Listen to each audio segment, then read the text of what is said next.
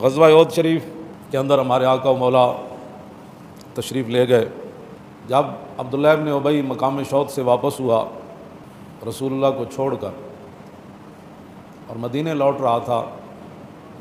اور حضور 3000 لشکر کے مقابلے میں تشریف لے جا رہے تھے، جب وہ باز نہ آیا اپنی حرکت سے تو پھر صحابہ میں سے کچھ حضرات نے کہا کہ پہلے ان 300 کو قتل کیا جائے، یہ جو منافق ہیں نا پہلے ان کو قتل کر دیا جائے، ان سے بعد میں پھر لڑیں گے۔ اور بعض صحابہ نے کہا کہ نہیں، اب دشمن سر پر کھڑا ہے تو یہ مناسب نہیں ہے اب ان کو قتل کرنا۔ تو اللہ رب العالمین نے قرآن مجید کے اندر ارشاد فرمایا فما لکم فی المنافقین فئتین، فرمایا میرے محبوب کے غلاموں تمہیں کیا ہو گیا تھا کہ تم منافقوں کے بارے میں دو گروہ بن گئے؟ منافقوں کے بارے میں تم دو گروہ کیوں بنے؟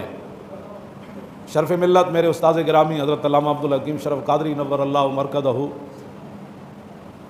میں ان کے ساتھ پیر مکی کی طرف جا رہا تھا، داتا صاحب کے سامنے سے ہم پیدل جا رہے تھے تو میرے کاندھے پر ہاتھ رکھ کے فرمانے لگے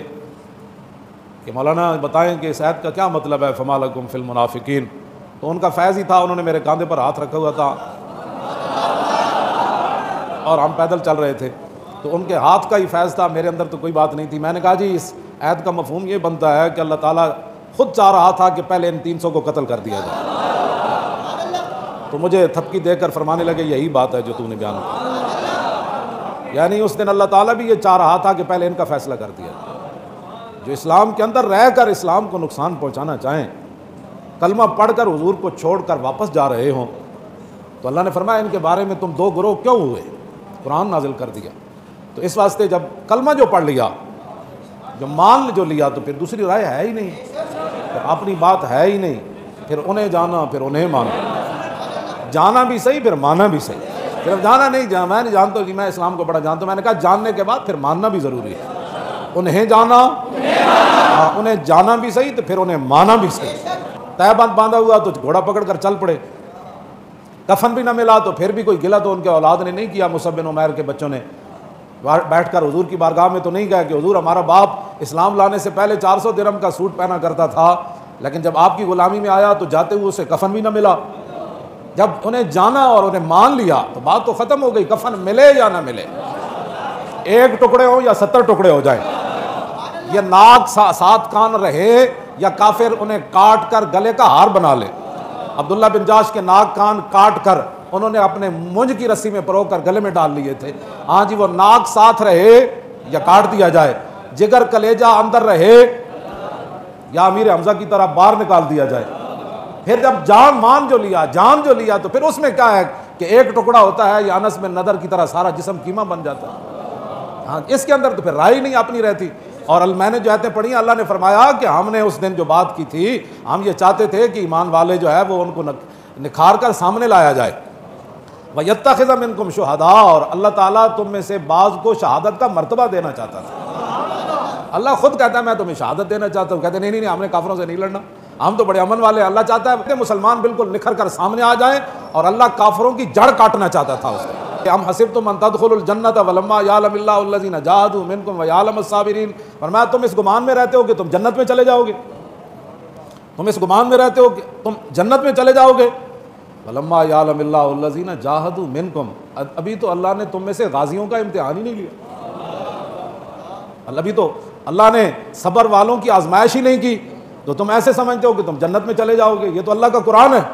فرمایا کہ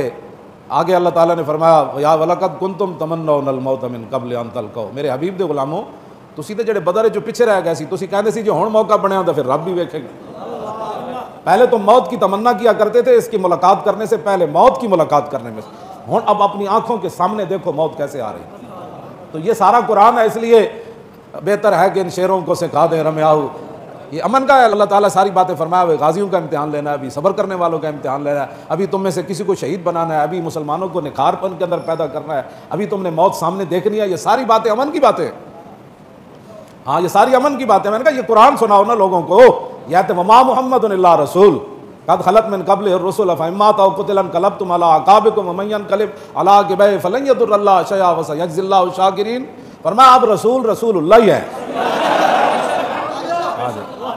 جب یہ خبر پھیلی نا کہ حضور پر حملہ ہو گیا، میں تو وہ لفظ ادا نہیں کر سکتا، قرآن نے بھی وہ بیان کیے ہیں، تو کہا کہ اس کے بعد پھر صحابہ کے اندر تھوڑی سی وہ کھلبلی مچی کہ بھائی حضور ظاہری دنیا سے تشریف لے گئے، تو پھر اللہ نے فرمایا میرے حبیب دے غلاموں وما محمد الا رسول، نام اس لیے لیا کہ تاکہ قیامت تک کوئی یہ نہ کہے کہ اس سے مراد یہ ہے، ورنہ اللہ نے اپنے حبیب کا نام جس جگہ ضروری تھا قرآن میں وہی لیا، ورنہ یا ایھا المزمل، یا ایھا المدثر، یا ایھا النبی، یا ایھا الرسول، یاسین، یہ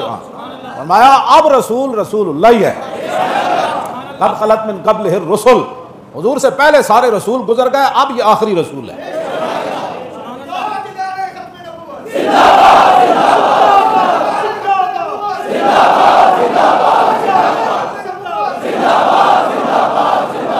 بس وما محمد الا رسول قد خلت من قبلہ الرسل، بس یہ ختم نبوت کی اتنی بڑی دلیل ہے۔ ہاں جی فرمایا بس رسول اب رسول اللہ ہی ہیں، بس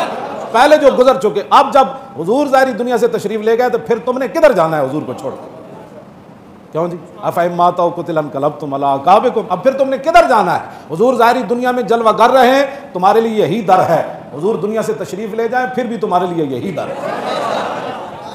یہ قرآن کی نص ہے، بس یہی در ہے، بخدا خدا کا یہی ہے در، نہیں اور کوئی مفر مکر، جو وہاں سے ہو یہیں آ کے ہو، جو یہاں نہیں تو وہاں نہیں، بس وما محمد الا رسول قد خلت من قبلہ الرسل، بس رسول پہلے گزر چکے، یہ آخری رسول ہے، اب یہ ظاہری دنیا میں جلوہ گر ہو تو پھر بھی یہی ہے، اور اگر ظاہری دنیا سے تشریف لے جائے تو پھر بھی یہی ہے، بس